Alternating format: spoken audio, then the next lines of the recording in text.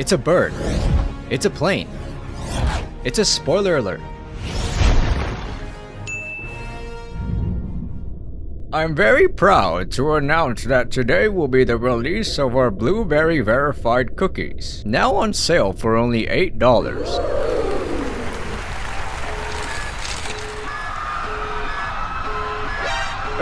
Everyone, remain calm. What on earth is happening?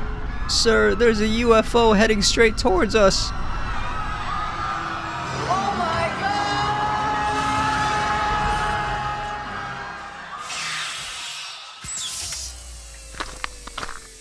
God! Welcome to planet Elon Mars.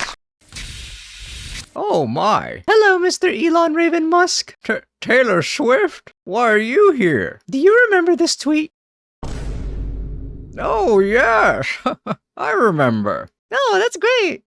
Well, I'm here. Oh really? Well, you can surely try. You fool. Did you really think I would go down so easily? Nobody talk shit about me on Twitter. I can make the bad guys good for a weekend.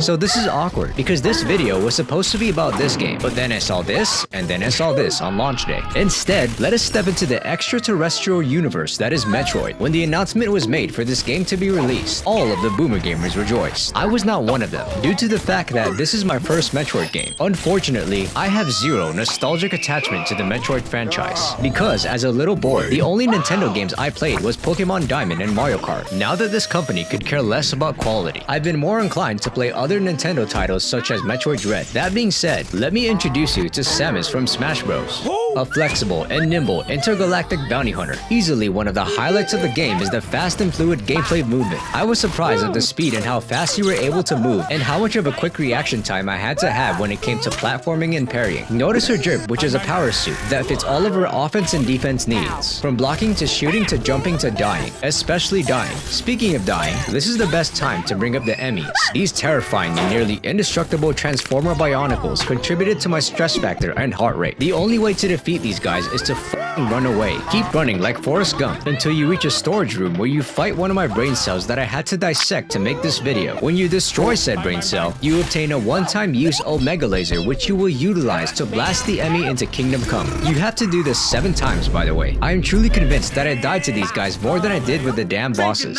Samus Swift is assigned a mission to find out what had happened to the 7 Tesla robots known as Emmys that went missing on planet Mars, which is ruled by bird people known as the Twitterchosa Warriors under the command of Elon Raven Musk. The mission simply is to stop him from harnessing the powers of the jellyfish gummies, known as Metroids, for the sole purpose of taking over the galaxy. In order to put a stop to his reign, you will need to venture within the dark depths of each area of the map. Each zone that you explore will contain a boss that awaits your arrival. Hear me out when I say that the best way to get enjoyment out of this game is to embrace the difficulty. This goes without saying, but do not let your guard down because these bosses do not f*** around. Each one exists to test your reflexes and muscle memory. If you lack both of those traits, you will probably rage quit. Trial and error will be the only solution to overcoming these bosses. Thankfully, the game runs at an oily, toasty, buttery 60 FPS. It's very rare for any Switch game to run at a high frame rate because we all know that Nintendo has their heads so far up their ass that they've gone deaf and can no longer listen to the cries of their own community to release a console with upgraded hardware. But despite being developed on ancient technology, the talented devs have managed to make the best looking Metroid yet. Although the best looking does not mean perfection. One major glaring issue I had was getting lost in the sauce for half of my playtime. Metroid Dread is one of those games where some of the progression is hidden behind walls. It will not tell you where the wall is. You either have to find it yourself in this expansive map, or you can just save yourself the stress and potential hair loss altogether by looking up the solution on Reddit or YouTube. My first experience in the Metroid universe was mostly positive. For the many frustrating times I got lost on the map and got my ass handed to me by the bosses, it was a painful learning experience that kept me wanting more. As I completed its relatively short story, it made me appreciate its design choices, and I was glad to finally finish a game that's considered to be a founding father slash mother of a subgenre. It had a certain difficulty curve that I yearned for since playing Elden Ring, albeit not quite as challenging, but it was surely satisfying. I swear to God, I'm like gonna kill Elon when I get back up there. Who's there?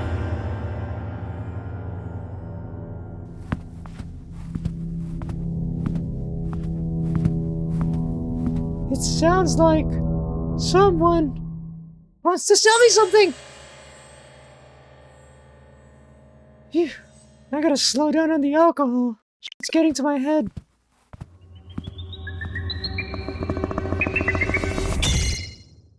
So that was my review. Don't forget, I made a Patreon. Consider checking that out if you would like to support me and maybe look at some bonus content and be part of a wonderful community. Thank you for watching.